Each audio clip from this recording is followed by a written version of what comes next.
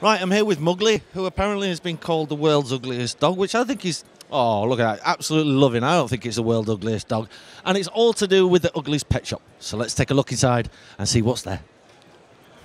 Now, the Ugglys Pet Shop has been launched, and I'm just looking at these tiny little toys here, and there is some fantastic things. There's dogs, there's fish, some animals that I really can't even tell you what they are. But here you go, it's the Ugglys Pet Shop.